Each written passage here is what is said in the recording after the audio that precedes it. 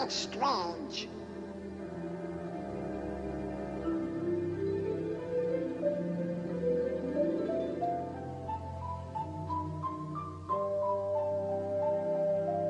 Sure, that's an odd-looking creature.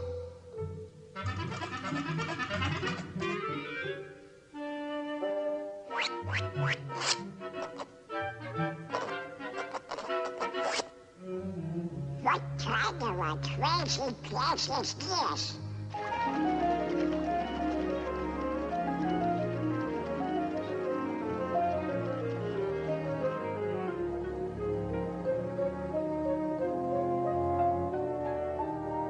Now what are you?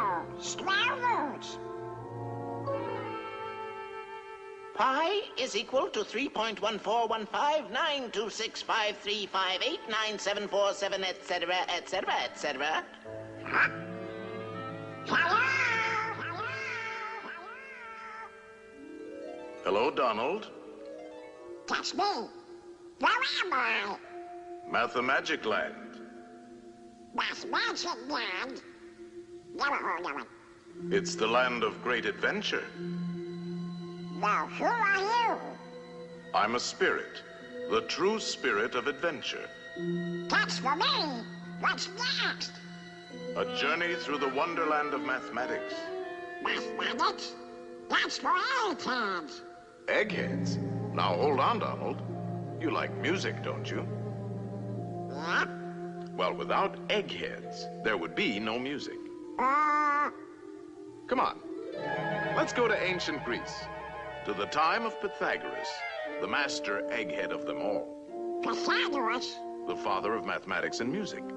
Mathematics and music? Ah, you'll find mathematics in the darndest places. Watch. First, we'll need a string. Stretch it good and tight, plunk it. Now divide in half. Plunk again. You see? It's the same tone, one octave higher. Now divide the next section. And the next. Pythagoras discovered the octave had a ratio of 2 to 1. With simple fractions, he got this.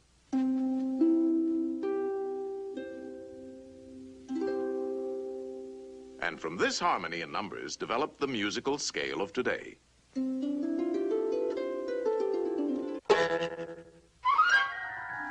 By golly, you do find mathematics in the darndest places. You can imagine how excited Pythagoras was when he shared his findings with his pals, a fraternity of eggheads, known as the Pythagoreans. They used to meet in secret to discuss their mathematical discoveries. Only members were allowed to attend. They had a secret emblem, the pentagram. Let's see what the topic is for today.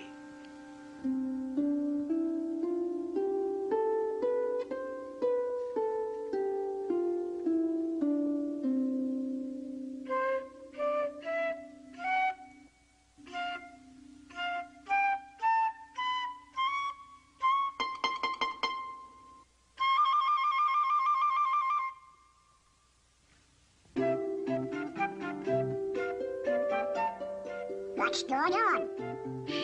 It's a jam session. Give me something with a beat. Shh.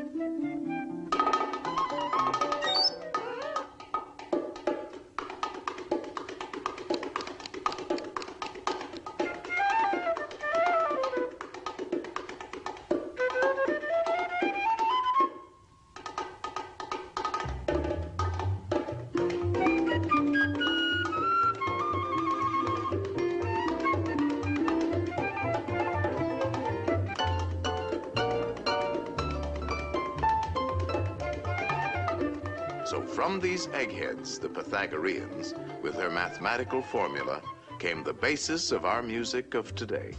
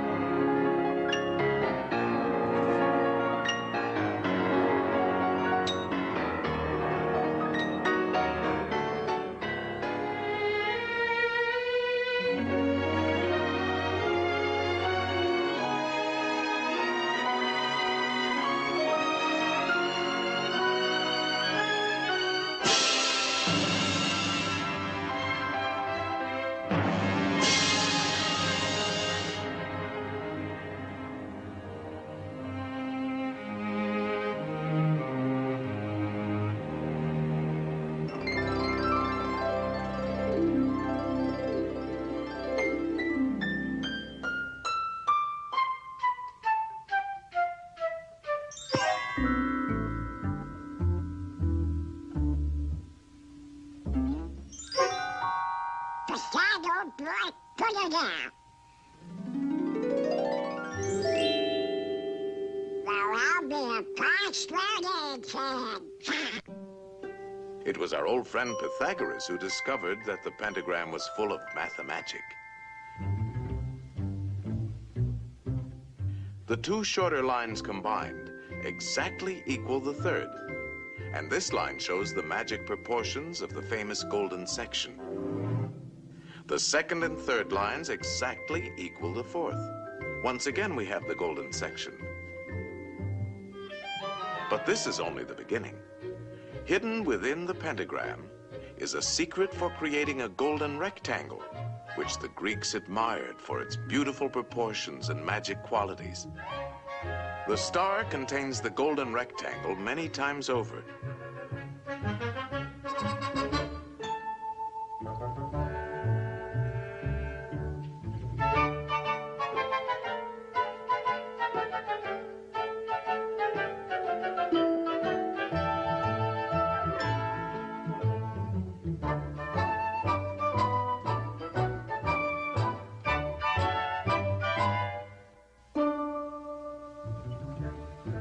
It's a most remarkable shape.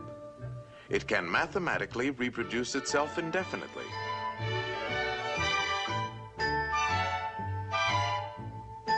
All these rectangles have exactly the same proportions.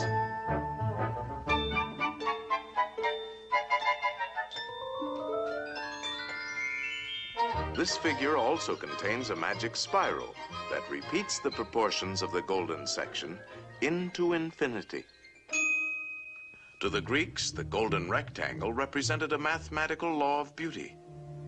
We find it in their classical architecture.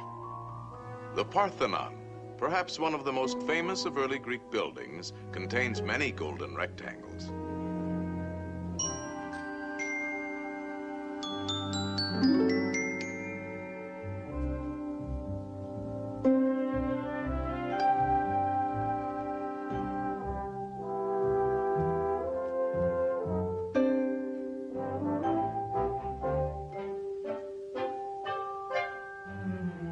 These same golden proportions are also found in their sculpture.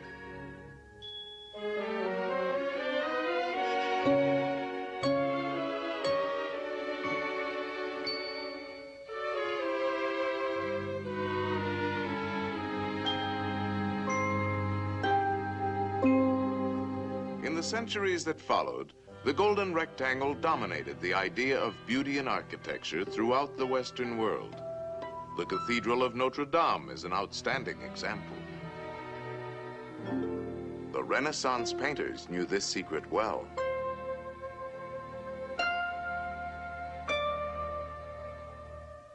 Today, the golden rectangle is very much a part of our modern world.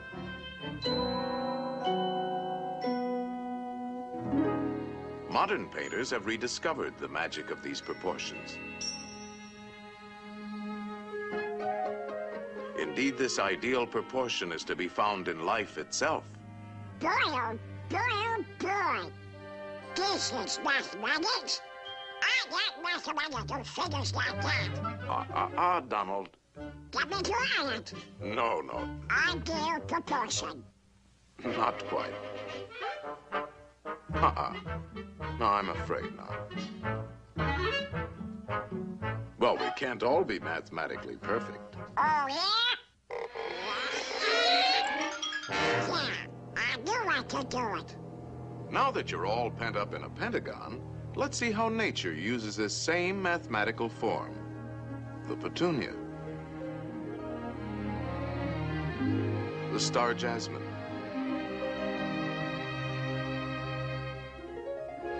The starfish.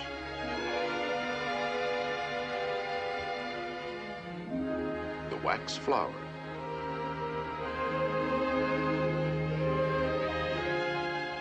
There are literally thousands of members in good standing in nature's Pythagorean Society of the Star.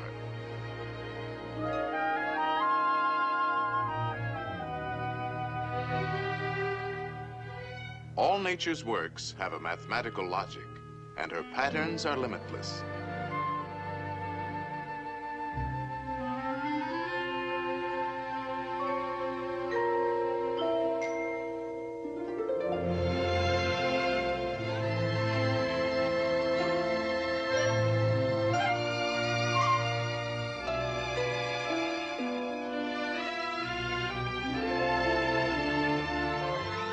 The magic proportions of the golden section are often found in the spirals of nature's designs.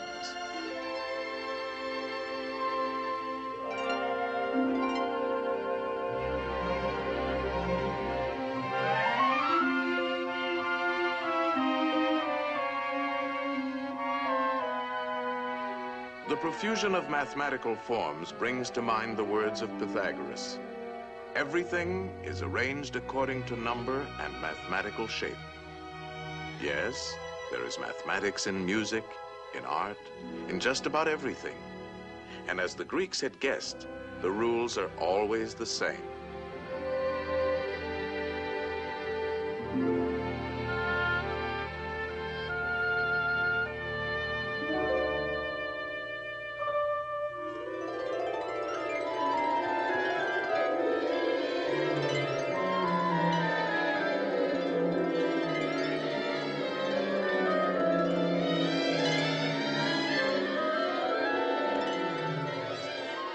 Well, Donald, did you enjoy your geometrical journey?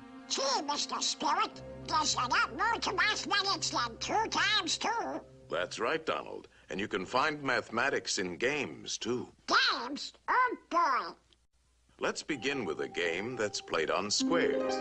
Checkers? No, chess. Chess? A mathematical contest between two minds.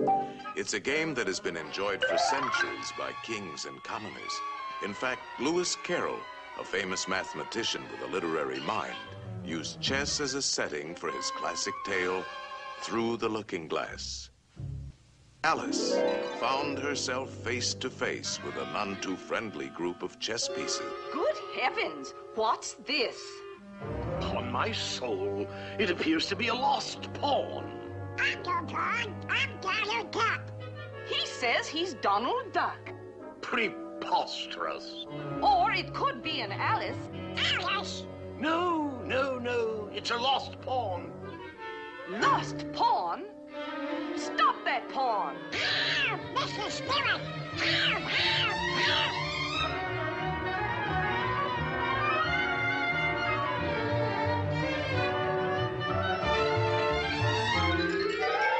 Ow!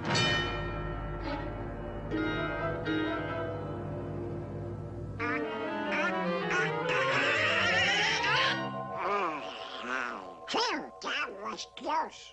Now you can look at this game from a safer perspective.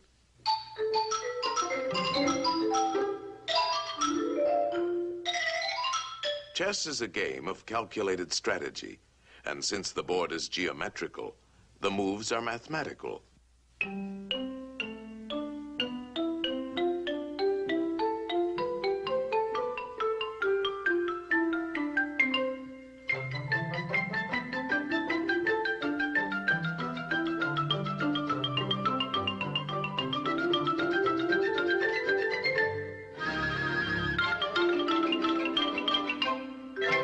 Checkmate, and the game is over. That's very interesting. What's next? Practically all games are played on geometrical areas. The baseball field is a diamond. Oh, boy.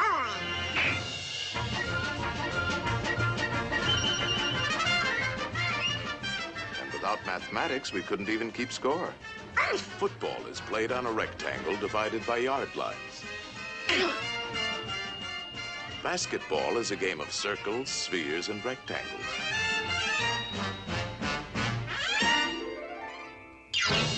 Even hopscotch has its multiple squares.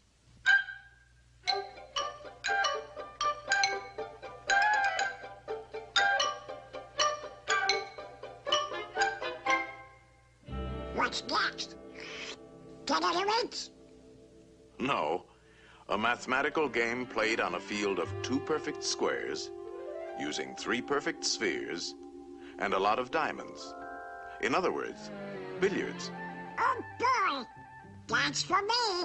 You know the game, don't you, Donald? Of course. The cue ball has to hit the other 2 balls.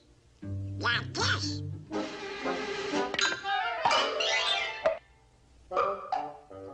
Now let's see how an expert at 3-cushion billiards uses his head.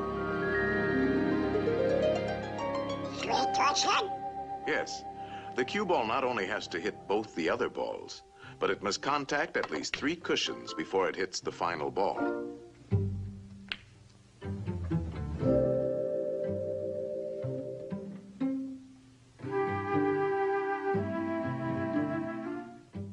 One, 2, 3.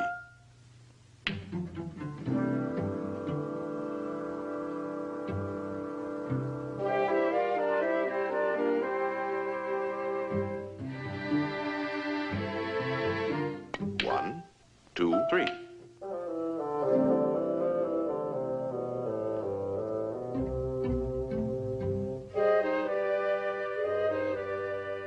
It takes an expert to make several shots in succession. 1, 2, 3, 4, 5, 6. Wow. That was a lucky shot. Luck? No, it's skill. For this game, you have to know all the angles.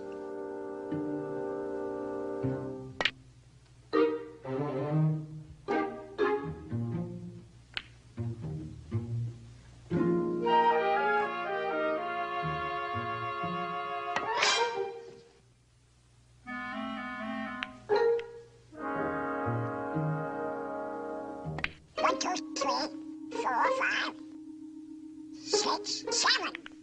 That's amazing. How does he do it? First, there's technique. He's striking the cue ball low, so it'll spin backwards.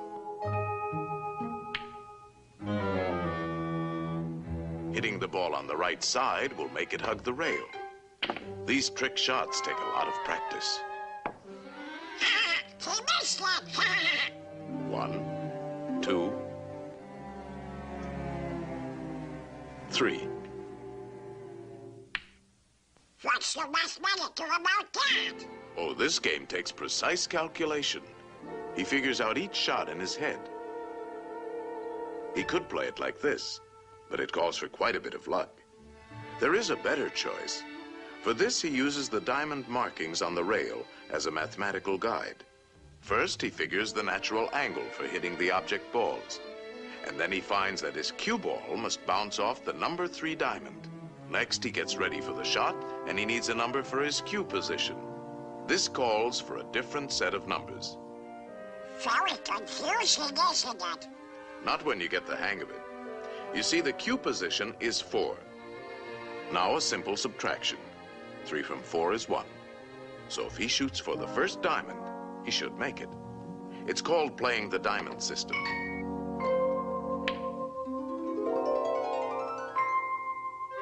Natural angle, 2. Cue position, 1.5, 2, 2.5, 3, 3.5. 2 from 3.5 is 1.5. So, shoot halfway between the first and second diamonds. There's nothing to it. Give me one. Let's see now. if I hit it here, it'll bounce there and go here. If I hit it here, 4.5 minus 3, 3.5 plus 4 added to 2, divided into 2. I guess I should shoot about here. No, Donald. There's no guesswork to mathematics. It's quite simple. Natural angle for the hit, 2. Cue position, 3.5. How much is 3.5 minus 2? 1.5.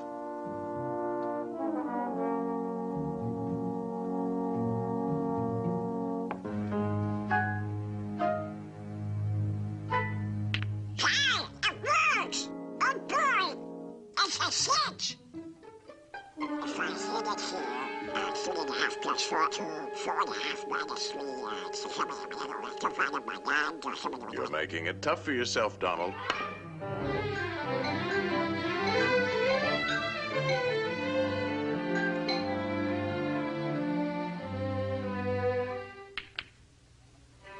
How do you like that for mathematics, Mr. Spirit? Wonderful, Donald. And now you're ready for the most exciting game of all. Oh, boy. And the playing field for this game is in the mind. Uh-oh. Look at the condition of your mind. Antiquated ideas, bungling, false concepts, superstitions, confusion. To think straight, we'll have to clean house.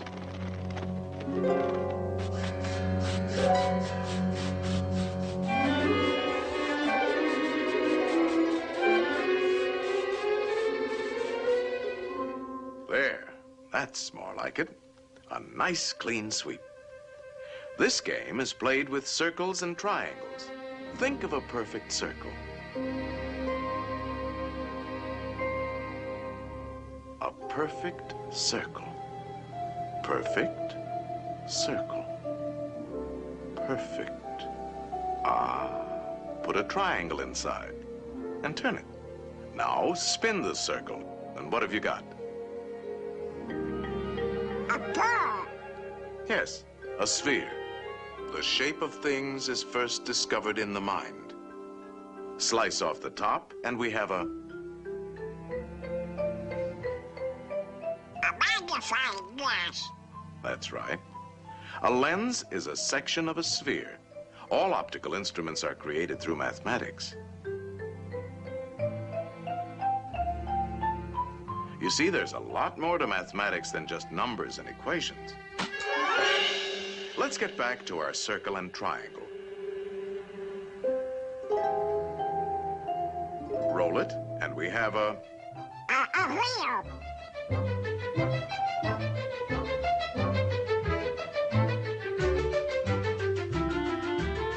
The circle has been the basis for many of man's important inventions.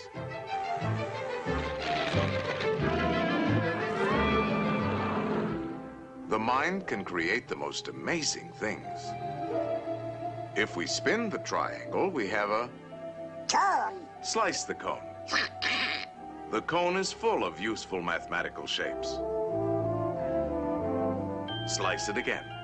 Slice it several times. The orbits of all planets and satellites can be found in the cone. No matter how you slice it, it's always mathematics. A slice like this gives us the reflector of a searchlight.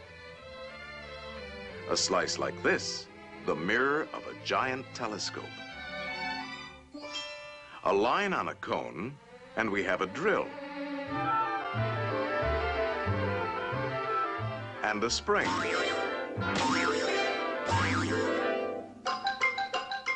Now you're ticking.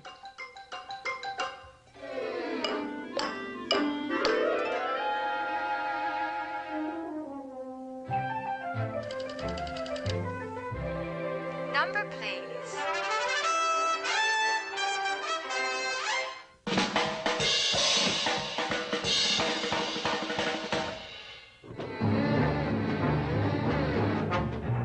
The mind is the birthplace for all of man's scientific achievements.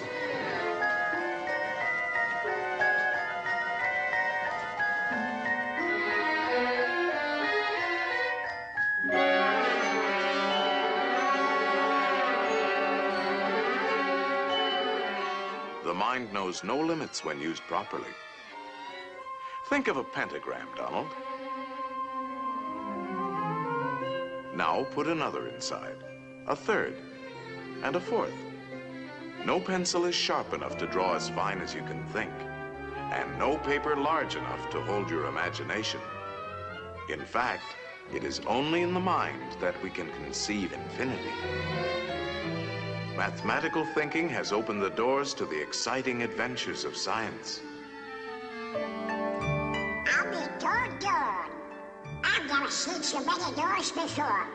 Each discovery leads to many others, an endless chain. What's the matter with these doors? Hey! These doors won't open. They're locked. Of course they are locked. These are the doors of the future, and the key is... Mathematics. Right. Mathematics. The boundless treasures of science are locked behind those doors. In time, they will be opened by the curious and inquiring minds of future generations. In the words of Galileo, mathematics is the alphabet with which God has written the universe.